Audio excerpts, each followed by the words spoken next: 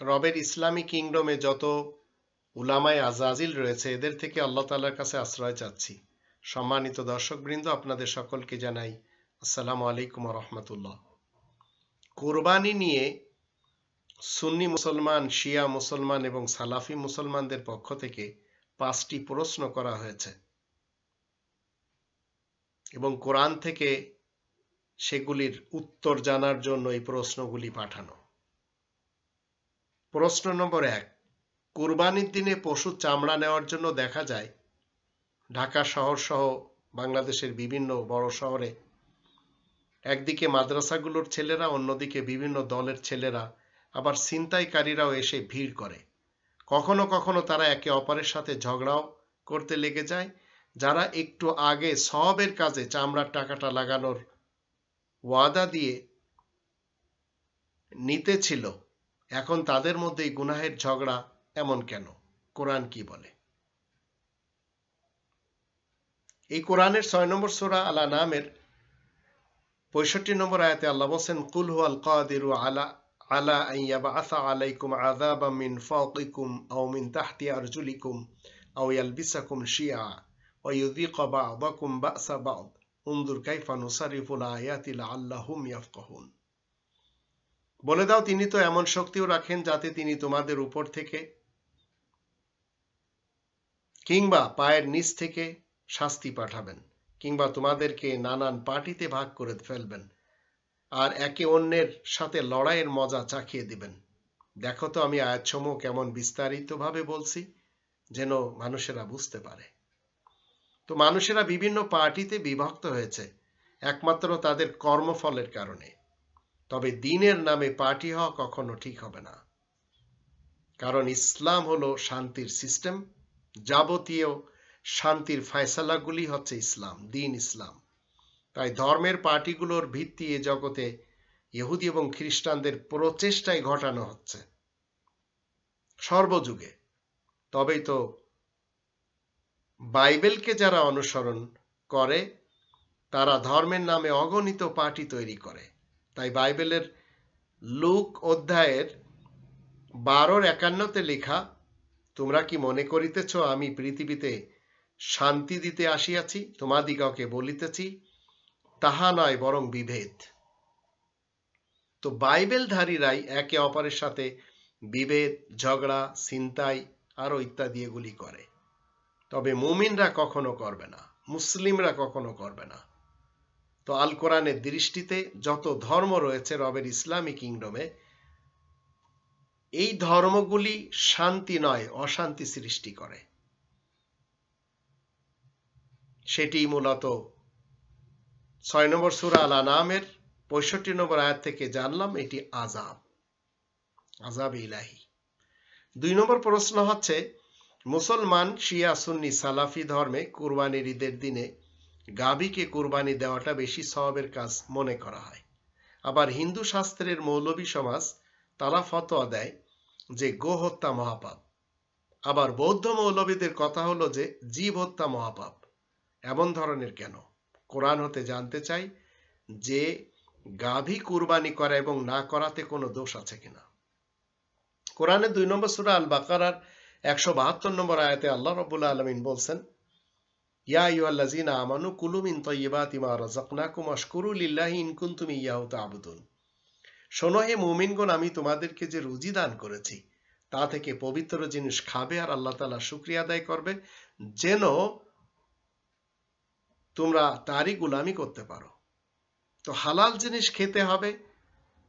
তা যদি হালাল পশু প্রাণী জবাই করে বা মেরে খেতে হয়, তাতে কোনো গুনাহ হবে না, পাপ হবে না। দেখতে হবে এটি হালাল ভাবে, বৈধভাবে অর্জন করা কিনা। 16 নম্বর সূরা আন-নাহলের 66 নম্বর আয়াতে আল্লাহ বলেন, ওয়া ইন্না লাকুম ফিল আনআমি লাইব্রাহ নুসকিকুম মিম্মা ফি বুতুনিহি মিন বাইনি ফারসিন ওয়া দামিন লাবানান খালিসান সাইগাল লিশারিবিন। 4 পেয়ে জন্তুর মধ্যেও তোমাদের জন্য চিন্তা করে দেখার মতো অনেক বিষয়বস্তু রয়েছে। এসবের পেটের মধ্যে গোবর এবং রক্তের মাঝামাঝি যে বস্তু রয়েছে তাই দিয়ে খাঁটি দুধ, যা পানকারীদের জন্য চরম তৃপ্তিদায়ক, তা যে আমি তোমাদেরকে পান করিয়ে থাকি। তো গাভী হতে দুধ খাওয়ার কথা এখানে আল্লাহ তাআলা বলে দিয়েছেন।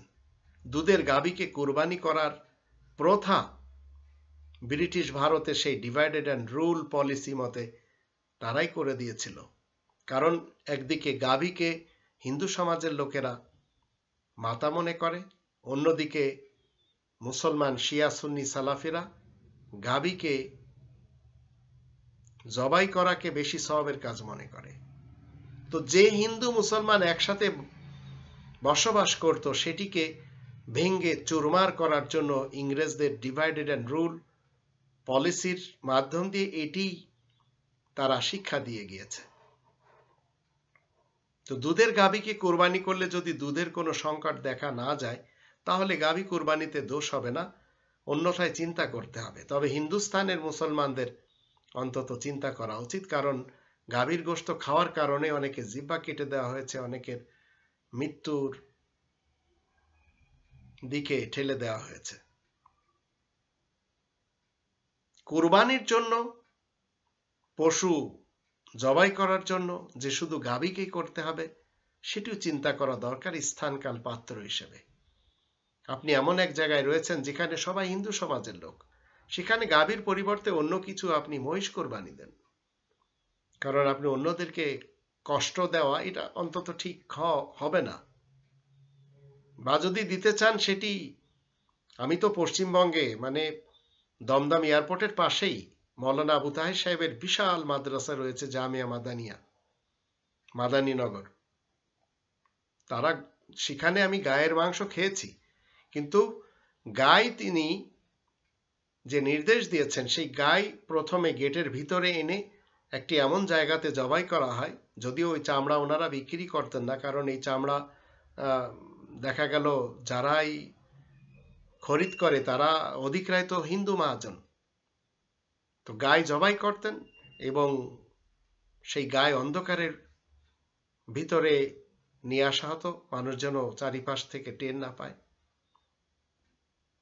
আবার বোম্বে আমি দেখেছি, বোম্বের সেই বান্দ্রা এলাকাতে মুসলমানদের বড় মুজাব্বেখানা রয়েছে, সেখানেই গাই গরুর মাংস, আজ থেকে 30 বছর আগের ঘটনা বলছি, কিন্তু সেখানে দেওয়া হতো গরুর মাংস। তখন এত বেশি সমস্যা ছিল না, হিন্দুত্ববাদ তখন একটু কমজোর ছিল। এখন তো নরেন্দ্র মোদীর কারণে হিন্দুত্ববাদ হিন্দুইজম থেকে বেশি শক্তিশালী হয়েছে এবং আরএসএস বলেন আর ইসকন বলেন একই সাথে তারা সবাই মুসলমানদের পিছনে লেগে আছে। কাশ্মীরে গাই গরু সবাই খেত, এখন সেটি আর সম্ভব হয় না। তো আপনাকে চিন্তা করতে হবে, গাভী হতে যদি দুধ খাওয়ার কথা আল্লাহ যেভাবে বলেছেন 16 নম্বর সূরা নাহালের 66 নম্বর আয়াতে, তো দুধের যদি সংকট পড়ে তো গাভী কোরবানি দেওয়া বাদ দেন, গাভীর পরিবর্তে আপনি অন্য প্রাণী দেন। গাভী দিতে হবে ইংরেজদের সেই ডিভাইডেড অ্যান্ড রুলকে, সেই পলিসিকে ফলো করতে চেয়ে এবং অন্যদেরকে কষ্ট দিতে চেয়ে, এটি চিন্তা করার বিষয়। আর কুরবানি মূলত যারা করবেন তারা যারা হজে যাবেন তারাই। আর কোনো মানুষের নামে কোরবানি দিয়ে সেই পশুর প্রাণী আপনি সেই পশুর গোশত খাবেন সেটি হারাম। 2 নম্বর সূরা আল বাকারার 173 নম্বর আয়াতে আল্লাহ বলে দিয়েছেন, ইন্নামা হাররামা আলাইকুল মাইতাতা ওয়াদ দামা ওয়া লাহমাল খিনজির ওয়া মা উহিল্লা বিহি লিগাইরিল্লাহ। তো আল্লাহ এখানে হারাম করেছেন আল্লাহ ব্যতীত অন্য কারোর নামে উৎসর্গ যদি আপনি করে কোনো কিছু জবাই করেন, সে গাভী হোক বা অন্য কোনো কিছু, আল্লাহ সেটিকে হারাম করেছেন। 5 জনের নামে, 7 জনের নামে, মৃত্যু ব্যক্তিদের নামে, এগুলি কোরআন কখনো বৈধ বলে না। কারণ 6 নম্বর সূরা আল আনামের 162 নম্বর আয়াতে আল্লাহ শিক্ষা দিয়েছেন, কুলিন্না সলাতি ওয়া নুসুকি ওয়া মাহইয়ায়া ওয়া মামাতি লিল্লাহি রাব্বিল আলামিন। তুমি বলে দাও নিশ্চয় আমার নামাজ, আমার কুরবানি, আমার জীবন, আমার মরণ সবই যে আল্লাহ রাব্বুল আলামিনের জন্য। তো রব্বুল আলামিনের জন্য যখন আপনার জীবন মরণ হবে, আপনার নামাজ কুরবানি হবে, তখন আপনি তো অন্য কারোর নামে দিতেই পারবেন না। 3 নম্বর প্রশ্ন হলো সন্তান বলি। সন্তান বলি দেওয়ার ঘটনা যদি কোরআন হতে আসে, সন্তানের কোরবানি দেওয়ার, তাহলে আল্লাহ মানুষ সৃষ্টি করে মানুষের হাতে বলি দেওয়ার পন্থা না করে তিনি ডাইরেক্ট কেন বলি দেন না? যদি বলি দেওয়ার জন্যই তিনি ইব্রাহিমকে স্বপ্নে দেখানোর তার উপর আমল করা হয়, তাহলে আল্লাহ কি জালেম নন? আর যদি কোরআনে না থাকে তাহলে মুসলমান সুন্নি, সালাফি এবং শিয়া কেন এই প্রথাকে মান্য করে থাকেন কোরআন থেকে জানতে চাই। কোরআনের 41 নম্বর সূরা হামিম আস-সাজদা এর 46 নম্বর আয়াতে 46 নম্বর আয়াতে আল্লাহ বলেন, মান আমিলা সালিহান ফালিনাফসি ওয়া মান আসাআ ফালাইহা ওয়া মা রাব্বুকা বিযাল্লামিল লিল আবিদ। যে কেউ নেক কাজ করবে তা তার নিজের জন্যই করবে, আর যে ব্যক্তি অপকর্মে লিপ্ত হবে সে তো তারই জন্য। আসলে তোমার রব নিজ বান্দাদের উপর কিছুমাত্র জুলুম করেন না। এটা মাথায় বসাতে হবে, ওমা রব্বুকা বিযাল্লামিল লিল আবিদ। তোমার রব নিজ বান্দাদের উপর মোটেই জুলুম করেন না। সুতরাং আল্লাহ তো আর জুলুমকারী বা জালিম নন। তবে খ্রিস্টান এবং ইহুদিদের নিজস্ব মতবাদ বাইবেলে লুক অধ্যায়ের 12:49 এসেছে, আমি পৃথিবীতে অগ্নি নিক্ষেপ করিতে আসিয়াছি, আর এখন যদি তাহা প্রজ্বলিত হইয়া থাকে তবে আর যাই কি। আর 51 নম্বর শ্লোকে বলা হচ্ছে, তোমরা কি মনে করিতেছ আমি পৃথিবীতে শান্তি দিতে আসিয়াছি? তোমাদিগকে বলিতেছি তাহা নয়, বরং বিভেদ। তাই যদি আজ আমরা দুনিয়াতে দেখি যে সন্তানদেরকে বিভিন্ন স্থানে ধর্মের নামে বলি দেওয়া হচ্ছে যুদ্ধক্ষেত্রে, তাহলে এসবগুলো বাইবেলধারীরাই করছে। কোরআন কখনো বলে না বাবাকে যে তার ছেলেকে জবাই করতে হবে।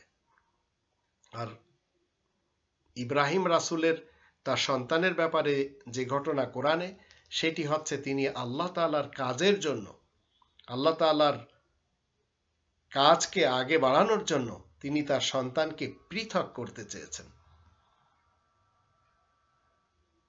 কিন্তু বাইবেল সেটিকে অন্যভাবে রূপ দিয়েছে, আর এটি মুসলমান, শিয়া, সুন্নি এবং সালাফেরা তারা মেনে চলে এবং তারা তাদের ভাষণে, বিশেষ করে ঈদুল আজহার দিনে এই ঘটনা বাইবেলে যেটি রয়েছে সেটি তুলে ধরে, কোরআনেরটা না। 4 নম্বর প্রশ্ন করা হয়েছে, ইব্রাহিমের নাকি একটি পুত্র ছিল, ইসমাইল। অতঃপর আল্লাহ নাকি তাকে স্বপ্নে দেখালেন যে তুমি তোমার প্রিয় বস্তুকে কোরবানি দাও। তখন তিনি নাকি উক্ত স্বপ্নের ব্যাখ্যা হিসেবে প্রিয় বস্তু বলতে নিজেকে না বুঝে নিঃসন্তানকে বুঝলেন। তিনি এমন কেন বুঝলেন? তারপরে ছুরি চালানোর সময় নাকি ছুরি ছেলের গলায় না চলে একটি দুম্বার গলায় চলল। তাহলে ওই দুম্বাটি কি তিনি ক্রয় করেছিলেন? যদি না ক্রয় করে থাকেন তাহলে মানব সমাজ কেন অগণিত টাকা খরচ করে পশু কিনে বলি দেয়? কোরআন কি বলে? কোরআনের 11 নম্বর সূরা হুদ এর 71 নম্বর আয়াতে আল্লাহ বলেন, ওয়ামরাতুহু কাইমাতুন ফাদাহিকাত ফাবাশশারনাহা বিইসহাক ওয়া মিন ওয়ারাই ইসহাকা ইয়াকুব।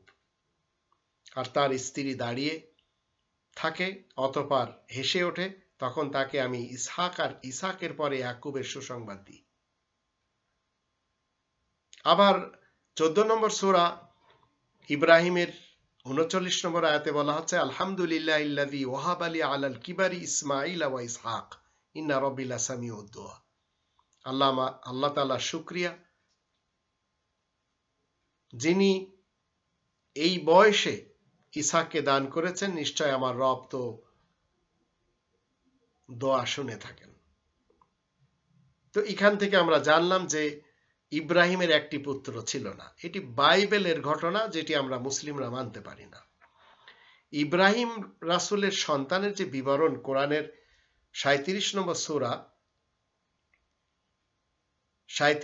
সূরা সফাতের 99 থেকে 107 আয়াতগুলিতে আল্লাহ বলছেন, ওয়াকালা ইন্নী যাহিবুন ইলা রাব্বি সায়াদিন রাব্বি হাবলি মিনাস সালিহিন ফাবাশশারনাহু বিগুলামিন হালিম ফালাম্মা বালাগা মাহু সা'য়া ক্বালা ইয়া বুনাইয়া ইন্নী আরা ফিল মানামি আন্নী আযবাহুকা ফানজুর মাযা তারা ক্বালা ইয়া আবাতি ফাল মা তু'মার সাতাজিদুনি ইনশাআল্লাহু মিনাস সাবিরিন ফালাম্মা আসলামা ওয়া তাল্লাহু লিল জাবিন ওয়া নাদাইনাহু ইয়া ইব্রাহিম قد صدقت الرؤيا إنا كذلك نجزي المحسنين إن هذا لهو البلاء المبين وفديناه بذبح عظيم।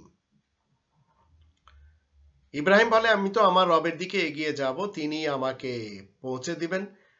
হে আমার রব, আপনি আমাকে একটি পুত্র সন্তান দান করুন, তারপরে আমি তাকে একটি সহিষ্ণু পুত্র সন্তানের সুসংবাদ দিই।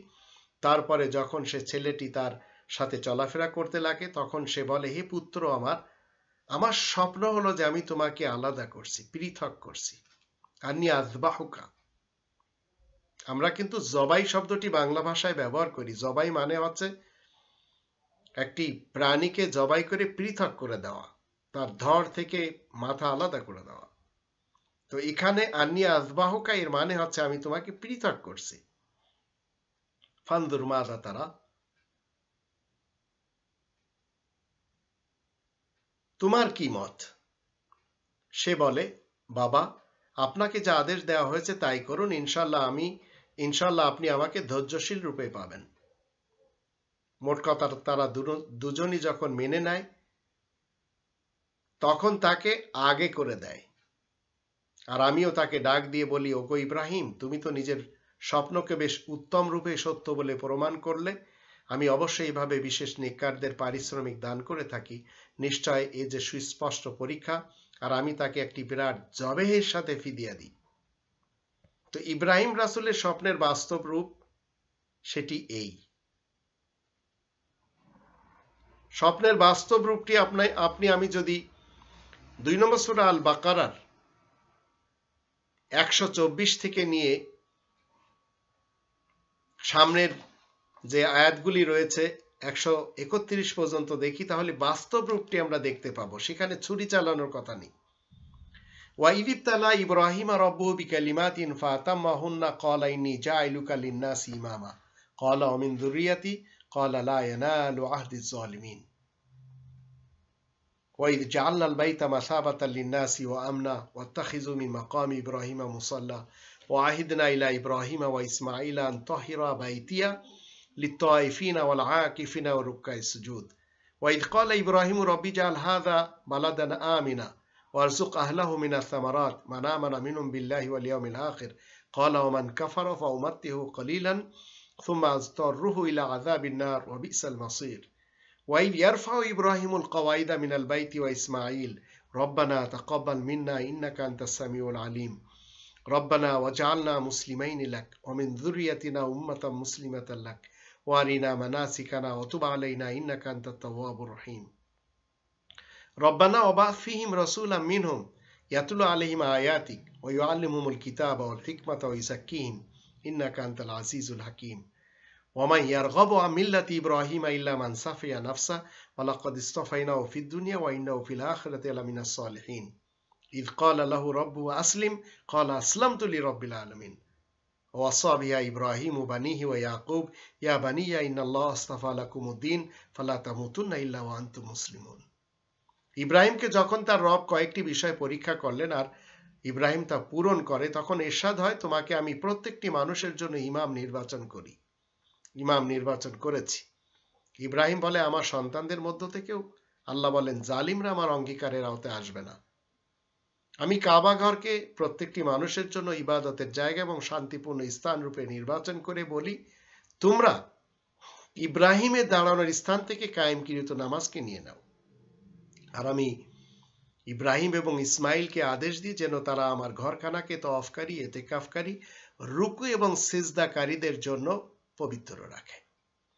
ইব্রাহিম যখন বলে, হে আমার রব, এই নগরীকে শান্তিপূর্ণ করুন আর এই শহরের বাসিন্দাগণকে রুজি হিসেবে ফলমূল দান করুন, তাদের মধ্যে যারা আল্লাহ তাআলার উপর ঈমান এনেছে, কিয়ামতের দিন সম্পর্কে বিশ্বাস করেছে, আল্লাহ বললেন যারা কুফরি করেছে তাদেরকে আমি অল্প দিনের জন্য ধনসম্পদ দান করব, অতঃপর দোজখের আযাবে ভুগতে তাদেরকে বাধ্য করব। সে যে বড়ই জঘন্য বাসস্থান। ইব্রাহিম এবং ইসমাইল যখন কাবা ঘর থেকে বেসিক ফাউন্ডেশন মানুষের সামনে তুলে ধরতে লাগে, তখন তারা ফরিয়াদ করে, হে আমাদের রব, আমাদের এই প্রচেষ্টা আপনি কবুল করুন। আপনি তো সবকিছু শোনেন এবং জানেন ভালো করেই। হে আমাদের রব, আপনি আমাদের দুজনকে আপনার মুসলিম রূপে গণ্য করুন এবং আমাদের বংশধরগণের মধ্যে আপনার তাবেদার হিসাবে একদলকে তৈরি করুন। আর আমাদেরকে আপনি আমাদের মানাসিক ইবাদতের ফর্মুলা, নিয়মনীতি, হজের নিয়মনীতি দেখিয়ে দিন এবং আমাদের দিকে দৃষ্টি দিন, আপনি তো ক্ষমাশীল মেহেরবান। হে আমাদের রব, মানুষের মধ্যে একজন রাসূল পাঠান, সে তাদেরকে আপনার আয়াতসমূহ পড়ে শোনাবে, তাদেরকে লিখিত কিতাব এবং কিতাবের বিজ্ঞান শিখাবে, পবিত্র করবে অপবিত্র মতবাদ থেকে। আপনি তো মহাপরাক্রমশালী ও পরম কুশলী। এমন কে আছে যে নাকি ইব্রাহিমের মিল্লাত থেকে মুখ ফিরিয়ে রয়েছে? তবে যে নিজেকে নির্বোধ সাব্যস্ত করেছে তার কথা আলাদা। নিশ্চয় আমি তাকে দুনিয়ার মধ্যে নেতারূপে মনোনীত করেছি, আর পরকালে সে নেককারদের মধ্যে সামিল থাকবে। তার পালনকর্তা যখন বলে মুসলিম হও, ইব্রাহিম বলে সারা জাহানের পালনকর্তার জন্য আমি ইসলাম কবুল করলাম। তো সকল মানুষের নেতা ইব্রাহিম। মানুষের ইস্তেমা তথা বিশ্ব ইস্তেমার জায়গা হলো মসজিদুল হারাম। ইসমাইল রাসূল তার পিতার স্বপ্নকে বাস্তব রূপ দিলেন কাবাতে যেয়ে। তারা উভয়জন কাবার থেকে কি করলেন? কাবাকে পবিত্র রাখলেন প্রত্যেক তওয়াফকারী, এতেকাফকারী, রুকু সিজদাকারীদের জন্য, এবং পিতা পুত্র একত্রে মিলে কাবা শরীফ থেকে তার বেসিক ফাউন্ডেশন মানুষের সামনে তুলে ধরলেন। ইব্রাহিম রাসূলের মিল্লাতের অনুসারী আপনাকে এবং আমাকে হতে হবে। এটি মূলত ইব্রাহিমের স্বপ্ন, যা অন্যদিকে মোড় দেওয়া হয় ধর্মের যারা কাহিন, ধর্মের যারা ভাষণদাতা রয়েছে, এরাই এইগুলি করে। 5 নম্বর প্রশ্ন হলো, কোন সব লোকেরা কুরবানি করবে আর কোথায় জানোয়ারকে জবাই করতে হবে? ঈদগাহে না বাড়িতে? কেমন পশু হওয়া দরকার? কোরআন থেকে বিস্তারিত জানতে চাই। কোরআনের 22 নম্বর সূরা আল হজ এর 27 এবং 28 আয়াত দুটিতে আল্লাহ বলছেন, ওয়াআযিন ফিন নাসি বিল হজ ইয়াতুকা রিজালান ওয়া আলা কুল্লি দামিরিন ইয়াতিনা মিন কুল্লি ফাজ্জিন আমিক লিয়াশহাদু মানাফিআ লাহুম ওয়া ইয়াযকুরু ইসমাল্লাহি ফি আইয়ামিন মা'লুমাতিন আলা মা রাযাকাহুম মিন বাহিমাতিল আনআম ফাকুলু মিনহা ওয়া আতি'মুল বাঈসাল ফাকির।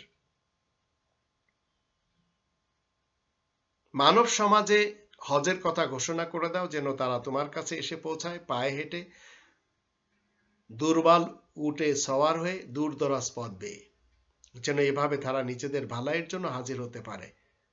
আর তারা যেন জানাশোনা দিনগুলোতে আল্লাহ তাআলার নাম স্মরণ করতে পারে। 4 পেয়ে পশুদের মধ্যে যা কিছু তাদেরকে রুজি হিসেবে দান করা হয়েছে তা জবে করার সময়। সুতরাং তোমরা সবাই তা খাও আর দুস্থ গরিবদেরকেও তা খেতে দাও।